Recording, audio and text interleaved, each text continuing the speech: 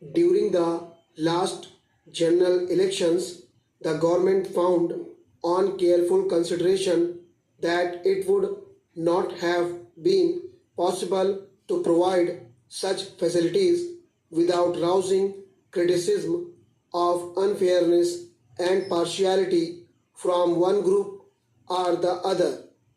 However, after the elections, the government have given careful thought to the matter. Practices prevailing in other democratic countries have also been studied and compared. It is well settled to remember that examples of other countries that can be cited in this behalf are not uniform and are based on conditions which differ radically in many important respects from country to country. The practical aspect of the question has also great importance. The area of the country, the form of government, federal or unitary, and the number of parties involved all are factors which have been kept in mind by various countries in taking a decision. In USA, where broadcasting is run by private enterprise, though certain principles of equal opportunity have been laid down by the Federal Communications Commission, in practice it is a rare occurrence because time has to be purchased and a great deal of bickering and dissatisfaction always exists in Great Britain only since war opportunities have been provided for a few election broadcasts, the allotment of time being subject to the strength of the parties and other practical considerations. In the countries like Switzerland, no time is permitted for election purposes on the radio, while in France it is given, though the time allotted is extremely short, 5 minutes or less. It is clear from a study of foreign practices that each country has taken the conditions prevailing there and also the number of parties and other factors into consideration. The analogy of other countries, therefore, is of not much validity in coming to any conclusion as far as India is concerned. Taking into consideration the conditions prevailing in our country, the government feel that it would be extremely difficult, if not impossible, to make satisfactory arrangements for giving such facilities to all political parties. Besides the points mentioned above, another important factor has to be considered. In other countries, for national broadcasting, only one language is used, and that too only in national elections. The exception is Switzerland, where there are three languages. That it is one of the important reasons that Switzerland does not permit the use of the national radio for election purposes and even for commercial purposes.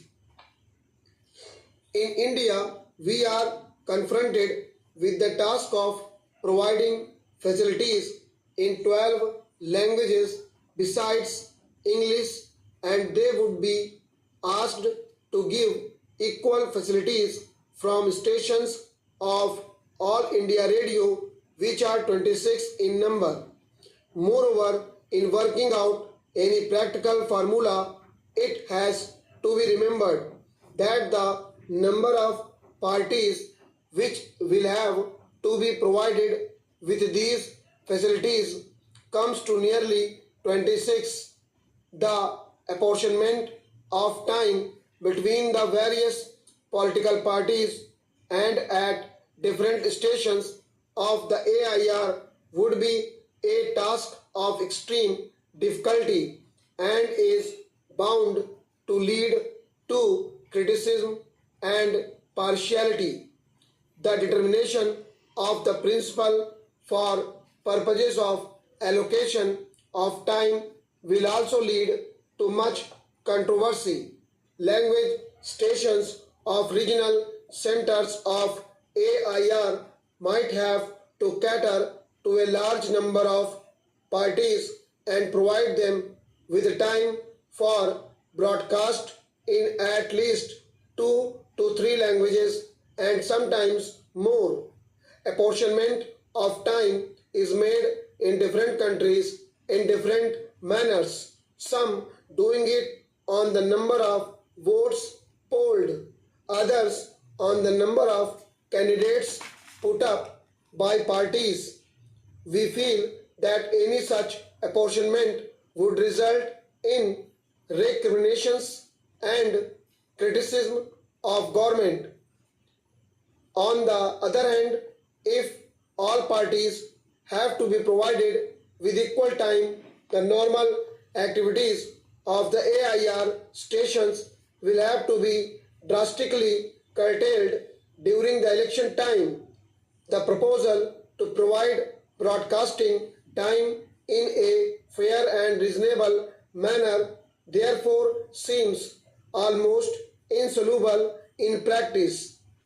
In view of these practical considerations, government have come to the conclusion that it would not be possible to allow political parties generally to utilize the facilities of the radio for election purposes.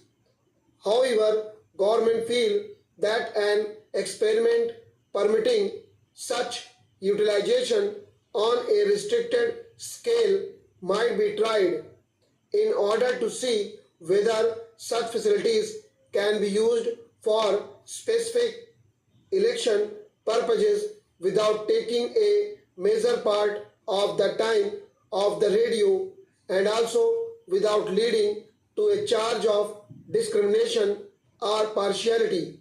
It has been decided that the four All India parties recognized by the Election Commission might be allowed the facility of supplying a summary of their election manifestos prepared by themselves, which will be broadcast by AIR subject to usual rules. Such summaries might not exceed 10 minutes and will be broadcast in English and in all the regional languages of the country.